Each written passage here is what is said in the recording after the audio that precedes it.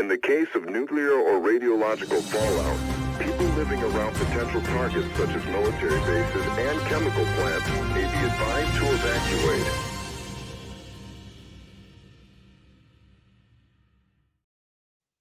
Hello, Sublation Media viewers and readers and listeners, and all you people out there. It's the Sublation Magazine Show stream. Again, I'm Douglas Lain. And I'm Ashley Frawley. I want to ask you all to click on the like button and the subscribe button and go to our Patreon and sign up so you can watch the second hour of the show. And I want you to click all the buttons. So just follow my instructions. Today, I'm going to be put to the test. Is that right? Is that the main thing that we're doing today, Ashley? Oh, yes. I have been preparing. Who's ready for another round of Marx, Fascist, or CEO? Doug edition. Okay, great. So the way this works is, and I think what this will prove to people who are watching is whether or not I am a crypto fascist. Is that right? But you're gonna give me a quote, and I'm gonna have to tell you whether or not the quote comes from Marx, Karl Marx himself, some That's CEO, right. or a fascist, someone from the Italian fascist or German Nazi movements. Is this right? Yeah. So obviously, you need to have a lot of disclaimers. When you take quotes out of context, it's quite easy to start making all sorts of arguments. And so I've been very, very careful with the quotes that I've selected so that I can give you some of that background information as well. So we're going to play the game, but I am also going to give some background to each of these quotes so that I can say to you that I'm not taking these things out of context and that these are illustrative of, to the extent that fascism can be said to have some kind of ideology, because obviously, one, it's incoherent. Two, they would say things publicly, one thing publicly and then another thing for themselves. They obviously, well, I won't spoil anything, but I'll, obviously you could, last time I did this, someone commented, now do on the Jewish question by Marx. So, you can take quotes out of context and make certain arguments. So anyways, disclaimers aside, the idea is to give you a sense of, well, what passes for Marxism is often a little different from what Marx actually said and can sometimes be a little bit closer to fascism. Mm-hmm. So I get points for this? Is there a way to score the results? Will I find out what my personality type is at the end? So at the end, you add up all the points. And if you get them all right, then you are a certified Sublation socialist. And if you get them all wrong, you are a certified crypto fascist. So there's a lot on the line. But okay, and what about if I get some right and some wrong? Am I just some sort of tepid centrist at that point, or no? You're red-brown. All right. Okay, well, all right. I want to make sure that I tweet this because I want as many people to play along as possible. Okay. Shoot, I should have tweeted it earlier. Okay, so here we go. Are you ready? Round one. Oh Who said this? Wait, can I consult a friend during this process? Is there a lifeline? Is there a priest nearby? Okay, go ahead. You may use the comment. Oh, okay. People in the comments. So anybody watching, you can help Doug out, but don't Google. That's cheating. Nobody Google, okay? Okay, I won't Google. And I'm going to start with an easy one. Okay, are you ready? Any more questions? No. Okay, here we go. All right. Round one. Mm-hmm. Who said it? Marx, a fascist, or a CEO? It's an easy one. The conditions of bourgeois society are too narrow to comprise the wealth created by them. I'm going to say that's Karl Marx. That's obviously correct. That is Karl Marx. That's Marx and Engels in the Communist Manifesto. Capitalism, of course, expands wealth that it cannot generalize. It has outlived its usefulness. He writes in the Grundrisse that the violent destruction of capital, not by relations external to it, but from its own internal contradictions, gives it the most striking advice to be gone and make way for something better, able to meet humanity's desires. Okay. Did you get that right, everyone at home? I hope so. Sean Moon got it right. He got it right. Okay. Second question. Who said it? Marx, fascist, or CEO? This is also an easy one. Although, you know, Marx did write in Greek. So, although it's an anachronism. All right, here we go. Ready? Η ευτυχία γράφεται με έψιλον, όχι με ευρώ, which in English is happiness is written with an E or epsilon, not with a euro sign for money. So happiness is written with an E, not with the euro dollar sign or whatever. Η ευτυχία γράφεται με έψιλον, όχι με ευρώ. Marx, fascist, or CEO? All right. Well, okay. I'm going to say a CEO. Because Sean said okay. It. Fascist CEO.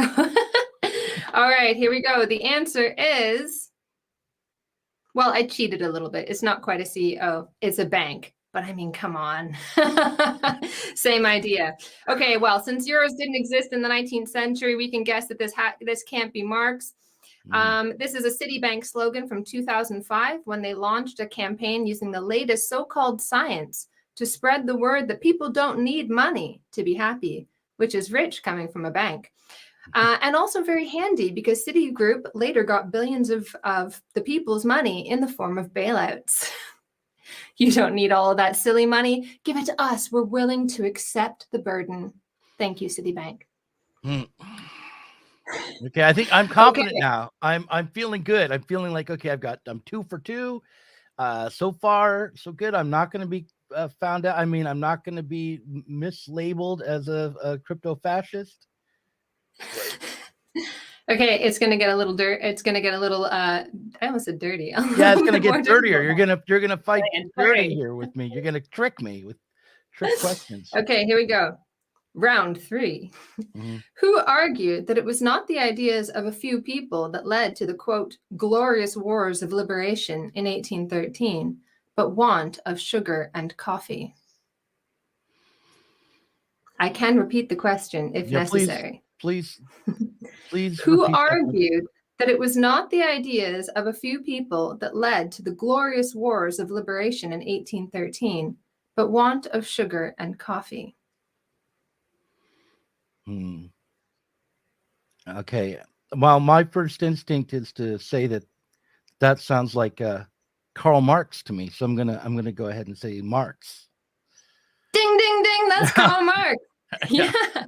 The fascists would say, you silly people, how could you destroy the world for something so stupid as sugar and coffee?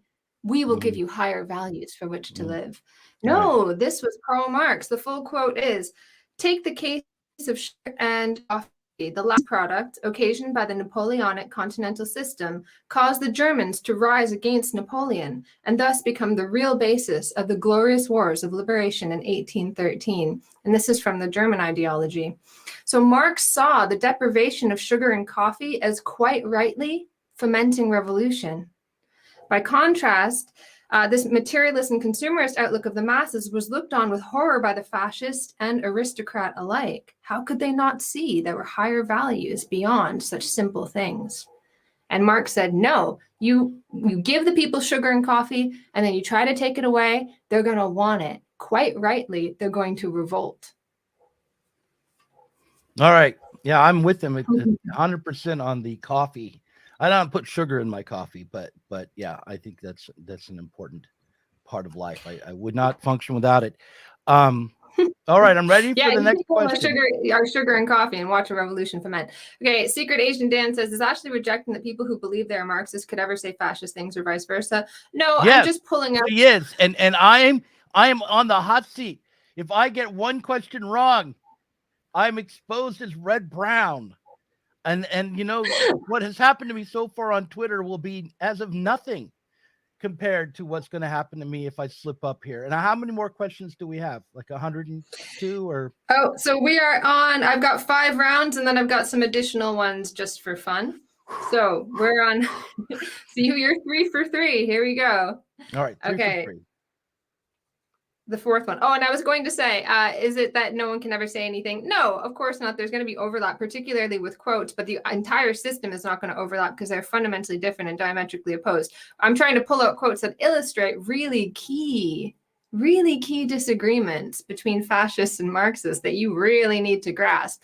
And I did that in the first video, Marx, Fascist or CEO, where I tried to pull out how anti-mass Nazis and fascists were, and the deep injustice and horror that is attached to the fact that the thing that we took, the lesson that we took from World War II, was that the masses are stupid and will follow a demagogue. That is what the Nazis said. That was their reason for closing down democracy. They said, you think you're using your brain, you think you're thinking, but actually you're just following some madman. That's what they said about people following socialists.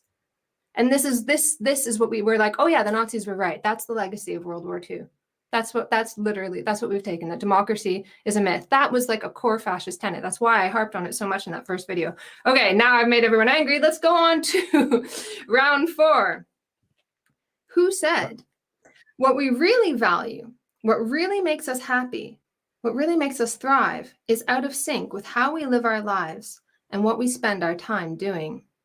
Marx, fascist, or CEO? Oh, that sounds like Marianne Williamson. Is that I'm gonna go look at the comments, see what they say. Hey, no Googling, Doug. Don't cheat. I'm not Googling. I'm looking at the comments. I can. Was it Spencer Leonard? No. Someone Spencer. Is CEO? Was that a CEO? Ding, ding, ding. 4 for 4. That is Arianna Huffington, founder of the Huffington Post and later founder and CEO of Thrive, a global wellness company, and a place that, if Glassdoor reviews are to be believed, is apparently an emotionally toxic place to work. Which I talk about in my forthcoming book, that every time you try to escape capitalism and try to get a moment. She has this awakening where she's like, oh, I was working myself to death. And then I realized that true happiness, blah, blah, blah. So she tries to make a business of it because the capitalist wants to escape, but can't. And as soon as they try to take a moment away, they think, oh my God, all the money that I'm not making, I'm going to, you have to throw your money back into circulation. And so, well, I'll make a business of it. And then it repeats all the horrible things it was supposed to free us from. And that's, of course, what Arianna Huffington is getting at in this quote. Okay, here we go. Last round. It all hangs on this.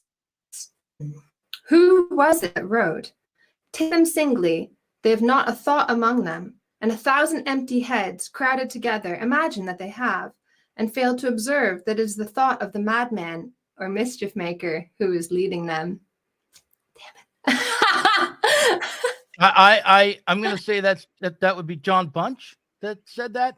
No, that's a fascist. That is clearly a fascist. You gave that away already. I gave that away already, which is why I said, damn it, because I forgot that the last one was very much anti-mass.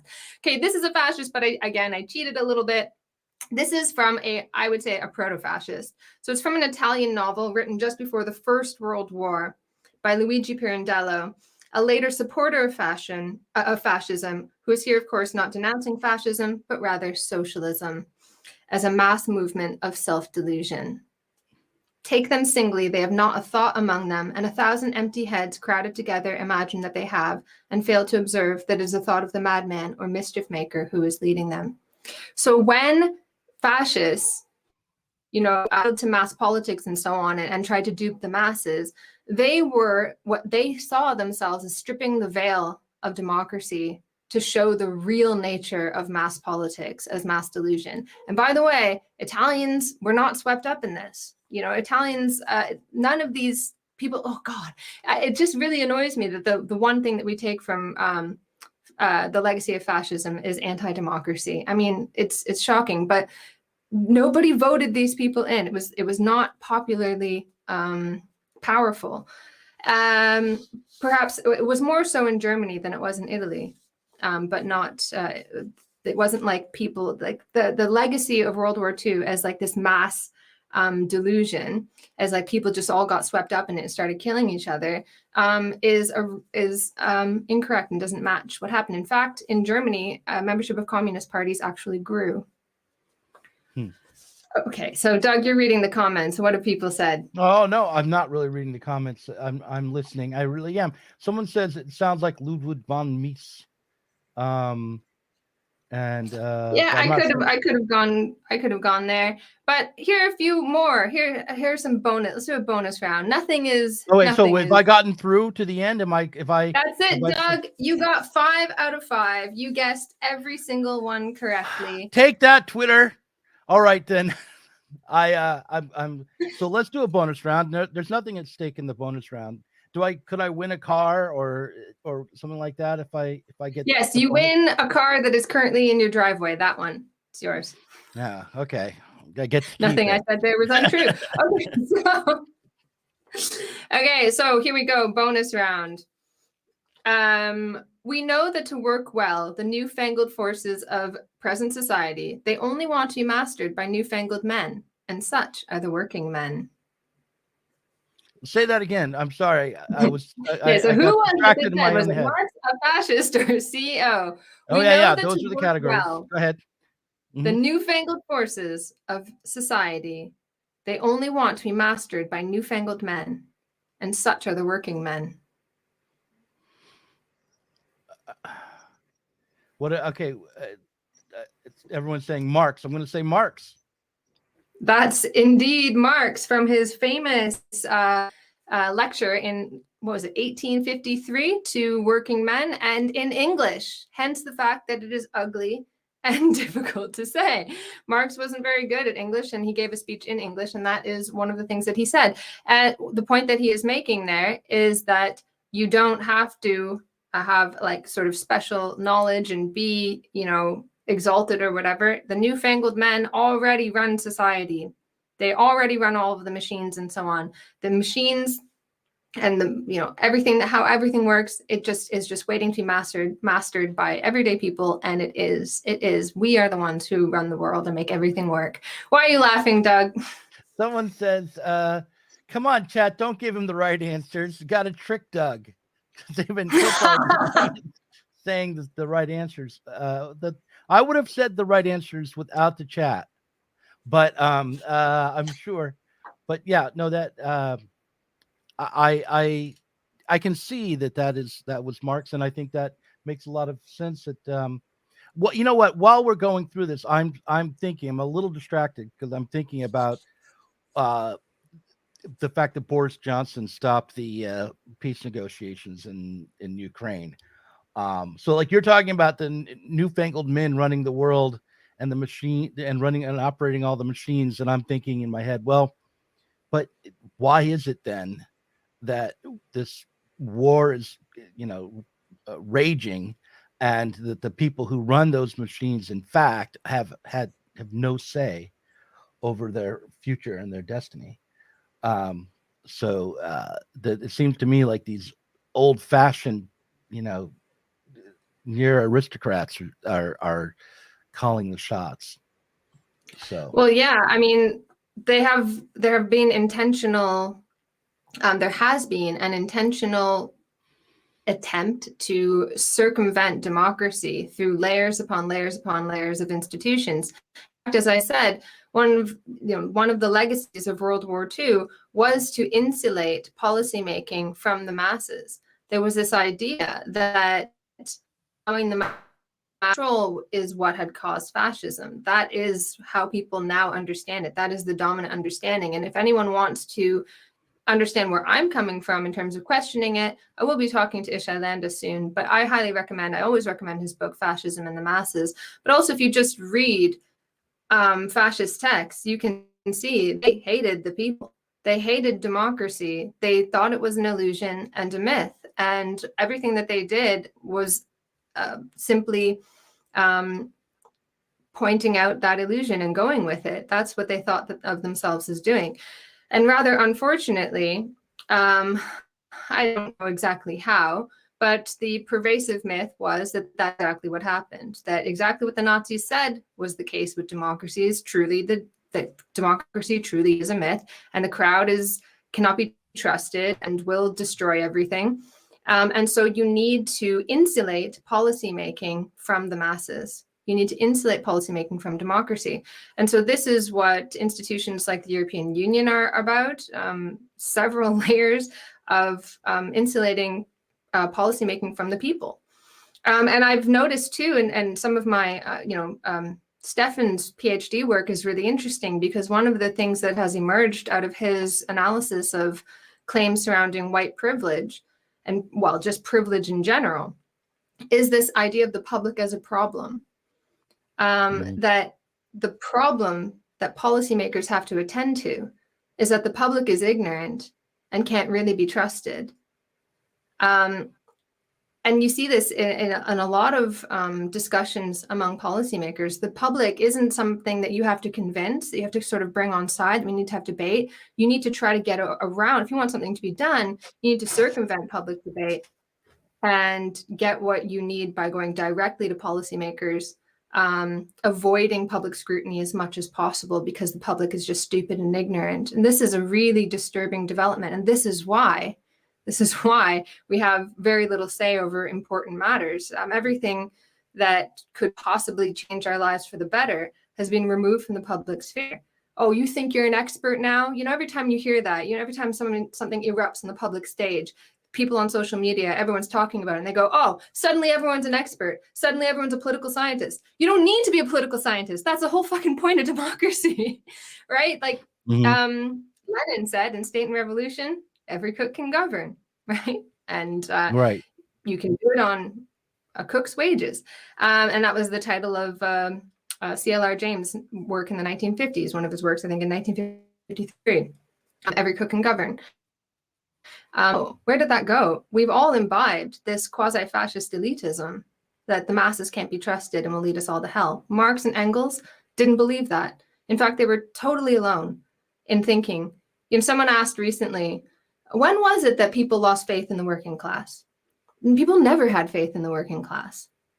Look at Lenin's obituary of Engels. He said Marx and Engels were totally unique in that everyone else, even socialists, saw the masses as an ulcer. And as it grew, they grew more horrified. But Marx and Engels put all their hope in its continued growth. Yeah.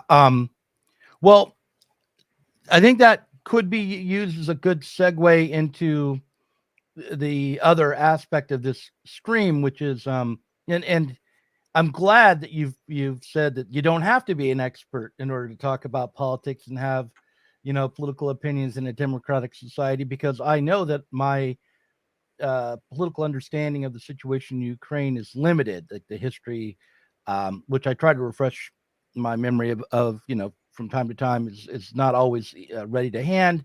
But what I found out, which I've been reminded of, it's not even that I didn't know this a month ago or 2 months ago, but what I was reminded of recently was something I mentioned just a moment ago, which was that Boris Johnson stopped a peace negotiation between Russia and Ukraine in, I believe it was in 2022, in the early period of the war, and that so that the reason why was that Zelensky was told not to accept terms of negotiation from. Now, this is not, this is a report. it's very hard to tell what is true and what isn't true. But I believe it is true that Johnson intervened. That's like a established fact. The reason given was that the West wasn't ready for the war to end. The United States in particular did not want to see the fighting stop. And I want to speak to the way the American left largely, that includes Marxists of various types, have responded to the Russian invasion of Ukraine and the prolonged escalation of the conflict. Because if it's the case, the peace was possible during the very early stages, that Zelensky was willing to sign, that Russia had come up with terms, I think, that would let them keep parts of the Donbass, and in exchange, they would back out of the country. They would leave the country in exchange for a promise from Ukraine not to join NATO, but to seek other allies, something along those lines. If that was on the table and something that Zelensky felt he could agree to and that Putin could agree to, and the reason the war continues is because of U.S. interests, then much of the positioning of supposedly anti-imperialist leftists who support the continuation of the war in Ukraine and the arming of Ukraine is, I think, significantly undermined. I'm going to go to, this is my own idiosyncratic focus here on the MHI, which is an organization I was a part of, but which is particularly small, so I'm not sure how representative the MHI is, or the Marxist humanist movement in general within Marxism today. But back in March of 2022, the MHI released a statement saying that Russia's invasion is motivated by naked imperialism, as Russian President Vladimir Putin himself explained. He said that Putin, let's see, I'll skip ahead. So they go on and on about that statement from Putin. MHI stands firmly on the ground of Ryadoyevskaya's Marxist humanism, including its further development of the principle of national self-determination articulated by Lenin. We consider the self-determination of each nation to be fundamental. It's an inviolable right. That right includes the right of people everywhere to determine for themselves whether they constitute a people, a nation. It is not up to Putin to decide what constitutes a nation, or whether the people of Ukraine are a nation, as he tried to do in his February 21st speech. It is up to the people who live there. So, fewer people live there now than did a year ago, I believe. There's been refugees, leaving Ukraine. I also think that when the peace terms are rejected not by the nation's elected leader, but by a foreign power, the United States government and Europe, and the UK, that you can no longer speak of self-determination in Ukraine. And I'm just trying to state like what I think is obvious here. And when, as an American citizen, I have to wonder, what am I being asked to accept as being in my interest? Like in what sense is this game of chicken in the interest of the American public? Well, I guess the obvious counter argument to that is that sort of saying a plague on both their houses also doesn't help Ukrainians in their quest for self-determination either. Right. The other thing is that early on in the conflict, I thought, well, look, Zelensky is a reformer. He's in his maybe inept and impotent way attempting to fight corruption in Ukraine, and came in as a kind of peace candidate to try to settle the dispute in the Donbass. And I watched the Ukrainian show that launched his political career, like Servant of the People. And I thought, how can I not side with this charmingly funny man who is trying to, modernize and democratize the Ukraine? Um, but since the war started, and I think probably before, there are some aspects of the Ukrainian uh, state that we should be aware of. I mean, that especially as we are in the West, and that includes Europe and the United States, are perhaps on a path to ending up exactly where Ukraine is, not in terms of the devastation of the war, but in terms of the rights of the people. There was a man in Ukraine who was arrested just the other day. This Coach Red Pill was his name. He's an American, and he was living in Ukraine, and he had been giving dating advice like, don't ever give women what they want. You should be independent. They're just trying to get your money, things like that. That was what he was all about. But then after the war broke out, he started espousing a pro-Russian line, arguing for the right of the Russian right to have a sphere of influence, and to the arguing that it was correct to invade and to try to take the Donbass and that kind of thing. And he was arrested and will serve, I guess, up to 8 years in prison for spreading Kremlin propaganda in Ukraine. And it's worth noting how and why that could happen in Ukraine. And if you look at the Ukrainian Constitution, Article 34 is their guarantee of free speech, and it says to each they have a right to freedom. It is guaranteed that they have the freedom of thought and of words, on free expression, and on looks and persuasions. This is a translation. Everybody has a right freely to collect, keep, use, and diffuse information orally, in writing, or in any other way. But the realizations of these rights can be limited by a law and interests of national safety, territorial integrity, or public peace, with the purpose of prevention of disturbances or crimes, for the health protection of the population, for the defense of the reputation or rights of other people, for the prevention of disclosure of information that should be confidential, or for the support of authority and the impartiality of justice. So what do you think of that constitutional right in Ukraine to free speech? Oh boy, I'm so concerned about saying anything about Ukraine, because you could not possibly venture further outside of my field of expertise. And anything that I say, I'm just going to get absolutely savaged for. But what do you think? Well, I think that we should recognize that an amendment that protects free speech that is written that way, that allows for exceptions in the case of public health or in the case of protecting authority, is no right to free speech at all. You have the right to free speech until we say so. Right. So I don't believe that, it's not my understanding that this is a change to the Ukrainian constitution that's arisen in a time of war. I think this was the way that it was written before, but I'd be glad to be corrected on that.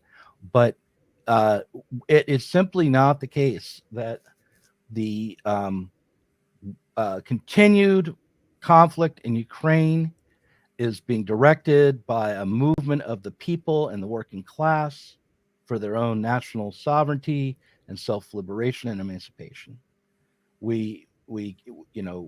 There's no possibility of that happening in a context where, by saying anything other than what the state sanctions, you will be arrested.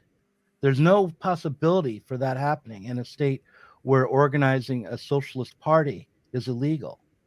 There's no possibility that this could be in any way a movement of the working class when they can't speak freely to one another and are under the thumb of an authoritarian regime, which is what we have to say the Zelensky government is if we are going to hold true to any kind of rational principles. I mean, I'm not saying no, but it's an emergency. And during emergencies, which weirdly are all the time, that you don't have any freedoms, because we have to understand that the good of the state is the greatest good. And the good of the people is the greatest good.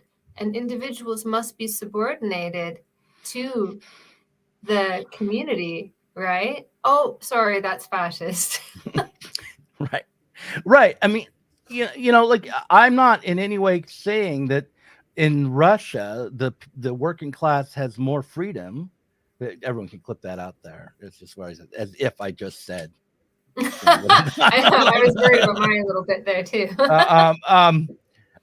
But if I don't think that it's the case that it is any easier for the working classes or the regular everyday people, the masses, the working classes, the proletariat, to organize and for political and social change there either. And so I'm not claiming that Putin's invasion was justified, or that that side of the conflict is the side of the revolution.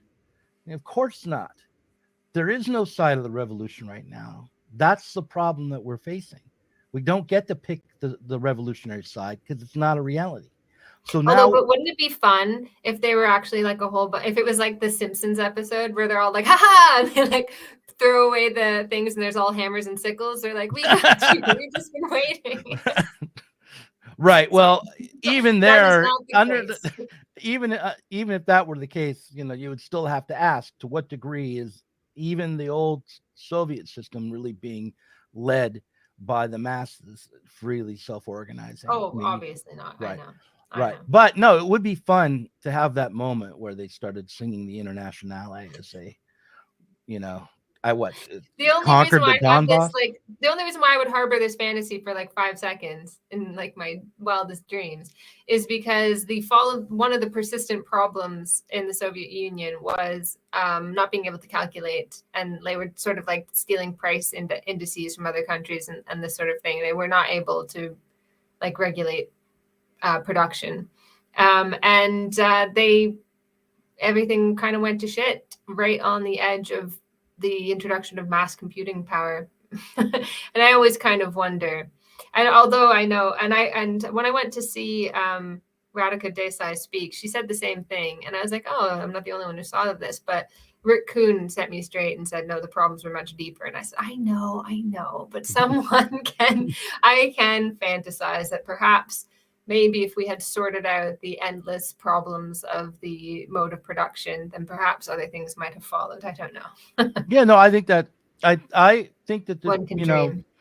I think it's worth writing stories and imagining a different outcome of the Russian Revolution, and what if things had gone differently? If things had gone differently, and then rather than collapsing from its own internal contradictions and economic crisis and social crisis, the Soviet Union had simply been defeated by Ronald Reagan's vicious American imperialism and suppressed. But all the while, secretly in Russia, there was a communist movement building underground. And then it turned out that what they were really doing is going into Ukraine to fight the Nazis. Then, we could, at that point, fully embrace our Russian comrades. Oh, fuck. This is going to get clipped. Everyone will abandon us.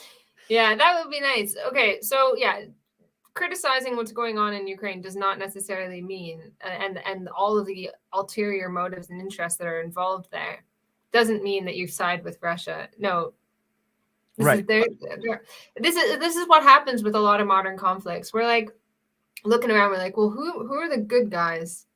Who are the good guys? And you're like, oh, there aren't any. This is right. Like a lot of the time, this is the conclusion that you come to. You want somebody to root for, but there's nobody to root for because it's just I don't know, inter-imperialist warfare, people trying to smash each other for access to dwindling markets.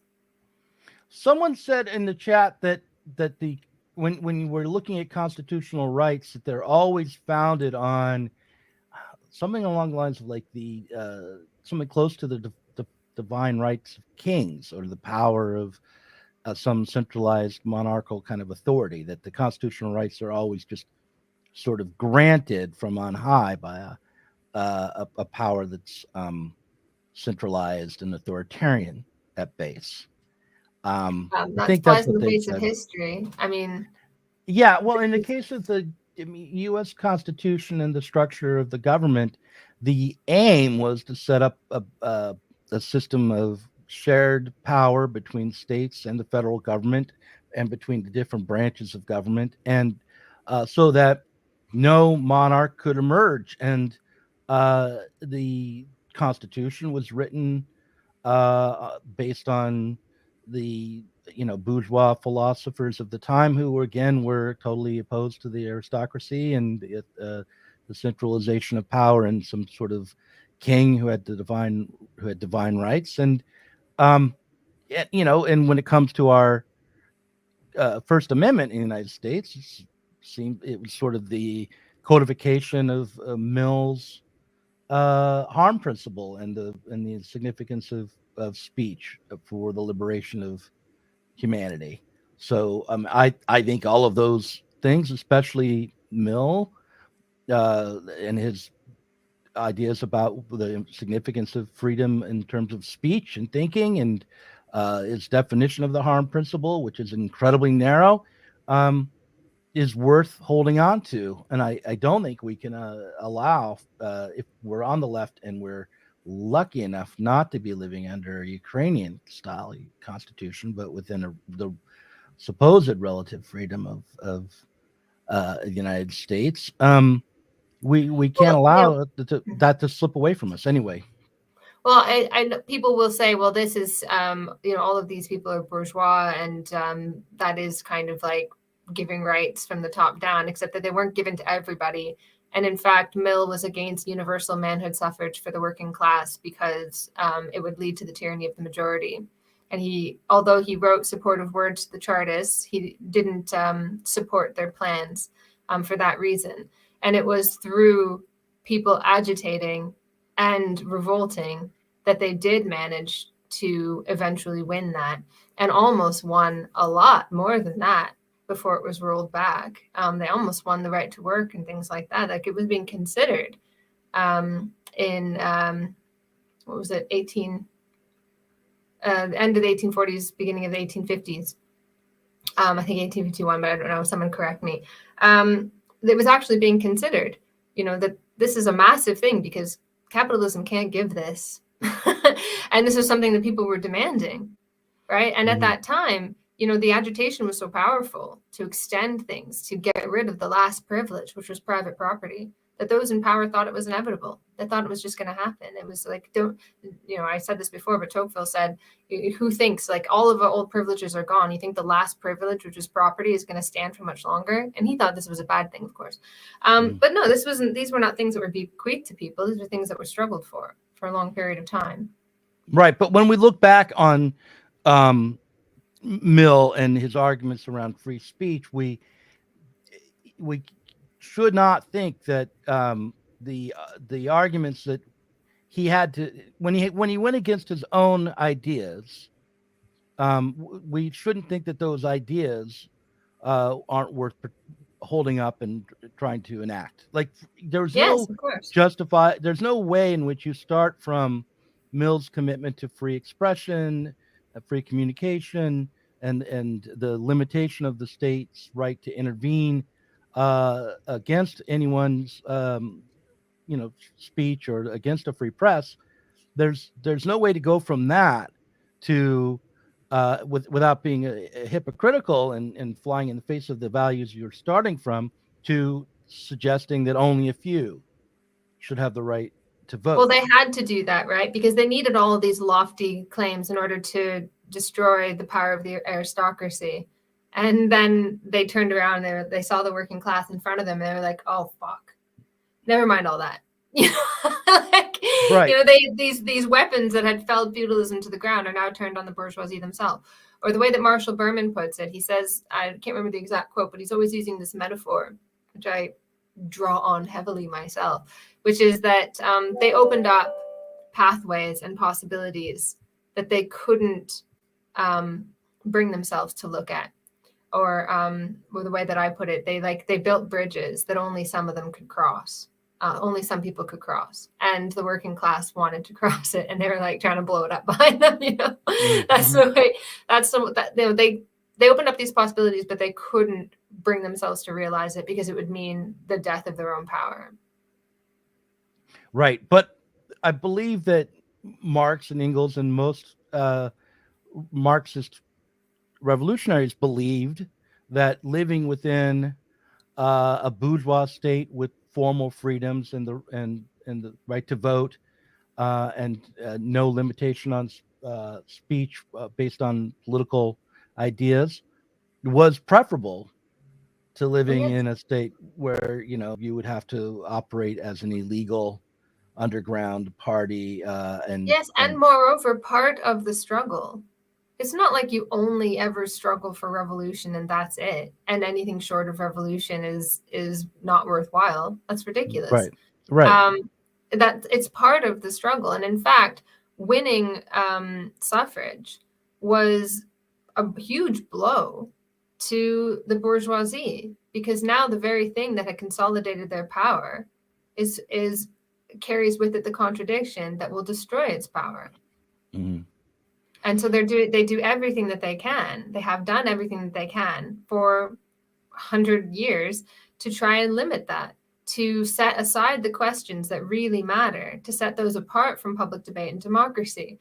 Anything, you know, who gets what and how things should be organized, the stuff of politics has become depoliticized. No, that's the stuff of the technocrats. Oh, you think you're an economist now? How dare you, you know, try to have a say on the economy? That's the main damn thing you want to say on, right? That's the thing that eventually, when you let the workers have a say, they're going to want a say over that. And that's the very thing that has to be taken out of any kind of public debate in order to save capitalism from itself. And so that's pushed off the table. You can't debate that kind of stuff. You leave that up to the experts, the technocrats, and so on. And what can you debate about? Oh, you can demand more services. You can demand your mental health services. And how dare you? What a travesty it is, says the policymaker, that in this country we do not have enough mental health services for the people who are suffering. Unemployment is a mental health problem that affects every single one of us. And I will not let the right wing take that, you know, this is what they do. So that now you thought you were having a conversation about employment and jobs and your fucking house. And now you're sitting in front of a therapist and you sort of bewildered what happened. Yeah. And it's worth remembering that. I mean, like, look, the Swedish agency that was formed to fight disinformation and limit people's political expression and ability to organize is called the Psychological Defense Agency, in the name of protecting us from mental harm, from mental trauma. They will control the flow of information so that we don't see things that might trigger us or re-traumatize us or lead us into the wrong kind of thinking, whether it's schizotypal, paranoid, like, hey, maybe the state is out to get me, or whether it's, hateful. I don't like being oppressed. You know, these things need to be stopped before they can even start, which is why I think in Sweden, they're going to start rewriting the Swedish language, creating a dictionary of what I think is called Newspeak. And no, that's from 1984. But we're just this close to this kind of the dream of the current leadership, the dream of the political class around the world is to be able to control the public, to be able to dictate how the public should live, what kinds of political decisions they should make, when and where they go to work, when and where they should die. And all of before that. people think that you're wearing a tinfoil hat, as I've explained many times, there's a reason why they want to control the public. One, because they'll start to get their stupid hands on the economy if you let them decide things, and they're not equipped to do that. And two, they truly believe that humanity is a plague on the planet. I mean, this is something that's, been with capitalism from its beginning and will follow it to its blessed end, to paraphrase the Green Drusa. This horror, this look of like horror at people and their consumption habits and their what they say, that they just don't have a filter and they just say whatever comes into their stupid heads. What is it? 1,000 stupid heads together and imagine that they have a thought. Go to Thomas Malthus and so on, where he's just looking at people like this. All these thinks of human beings as only mouths that are constantly wanting to be fed and so on. They don't think of human beings as like active participants in society. This goes, very, very deep into the heart of capitalism and its view of humanity. It needed to raise humanity up to throw feudalism down. But as soon as humanity started to believe in itself, they needed to destroy it too. And the reason for that, as I said, they will start to imagine that they can control the economy, but also they have an explanatory model of why things go wrong that is based on human error and human weakness. And they need that to explain why capitalism actually is the very best system we could possibly have. But here's the thing. They don't say, this is the very best system and it's so great. Like, very few people, besides, the Donald Trumps of the world, the real bourgeois doesn't sing the praises of capitalism. The real bourgeois is Arianna Huffington. Look, what we value, what really makes us happy is out of sync with how we live our lives. That's the real bourgeois. They sound like anti-capitalists. They can't bear to sing the praises of capitalism. They have to, they have to say it's the worst. What do they say? What's that famous line? Is it like Churchill or something? It's the least bad of all possibilities. Like everything is just so much worse than this one shitty system that we have, because humanity will just screw it up. Don't try to, it's not that this is so great. You don't need to justify capitalism on the basis of its greatness. You need to justify it on the basis of the fact that if human beings try something else, it's going to be worse. They need that. It's part of the whole ideology. So it's not just something like, we need to control the masses because I'm like twiddling my beard, my mustache or something with my top hat. Also fascist, by the way. The core sort of picture of fascist propaganda is the fat, quasi-Jewish, top-hatted businessman. No, that's not. Anyways, I'm going on and on. Go on, Doug, stop me. No, okay, I'll say something. I think it's also worth pointing out and remembering that the neoliberalism that's, I think, being transformed into something much more totalitarian than even what came before, as neoliberalism was in a way a more totalitarian system than the Fordism that preceded it. But when neoliberalism began under when it really got underway under Thatcher and Reagan, the promise made was that the individual would become the sovereign, that the people were smart enough to determine their lives for themselves, that the government needed to roll back its intrusion into the world. But what actually happened was the government started to, as we all know, started to put its hands into the market in support, more directly in support of capital, of the business class.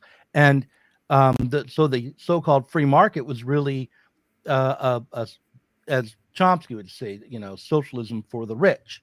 And that hasn't been discontinued. And it's not as though when I talk about the need for control, I think either that the state can actually achieve that.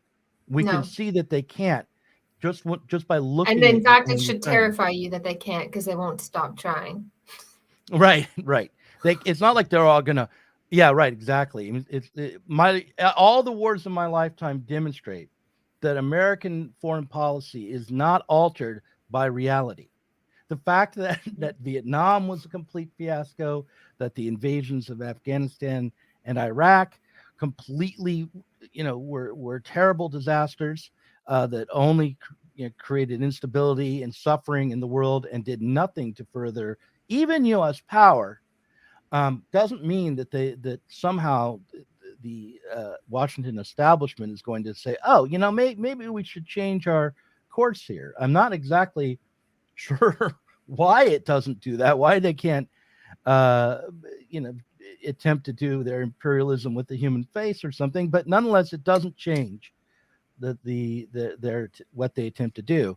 But they don't ultimately succeed. These things are always really the function of the weakness of the ruling class, the inability of the bourgeois state to be able to control and manage the crisis, which is capitalism itself. But nonetheless, as a aspiring force for political change, where we could overcome the contradictions that are creating crisis now, someone who aspires to organize a mass of men and women and everyone into a working class movement to radically change the structure of society, we should be very concerned and in fact absolutely oppose any effort to control what can be done politically by the masses. We should not accept restrictions on our freedom in that like that. So that's I think I very enjoyed hearing that rant, Doug. I couldn't agree more. So I wanted to ask, I've got a couple of questions I wanted to ask you about, because your novel, Bash Bash Revolution, seems to have foreseen a lot of this stuff. And I do wonder if perhaps this woman came and knocked on your door and said, hi, I'm from an alternate reality. It's this Philip K. Dick. That's a Philip K. Dick reference. She had a little fish symbol around her neck, and suddenly a pink laser bounced off my head. No, unfortunately that didn't happen to me. No, you know what? It's very simple. Like, if people should go and read Bash Bash Revolution, I would enjoy it if people did. But it occurred to me the other day that that my novel 2018 was about two major things. One, the emergence of AI in the world, a true AI that could pass the Turing test, and in my novel, self-aware. And two, the war in Ukraine, Russian invasion and a war in Ukraine, which was setting us on the course towards nuclear Armageddon. And that was the background reality for everything that took place in the novel, which was I need to know more. I need to know everything, but we're running out of time. So well, I need to know like the whole step-by-step in your thought process. And also, I wanted to discuss a few more of my outtakes from Marx, Fascist or CEO. So that sounds good. The Patreon hour. Yeah, in the second hour we can. How did Doug foresee the future? Yeah, I am Notre Damus. Follow me, and I will control your life for the better. And 5 reasons why you're a crypto fascist, but you didn't know it. Okay. In the case of nuclear or radiological fallout, people living around potential targets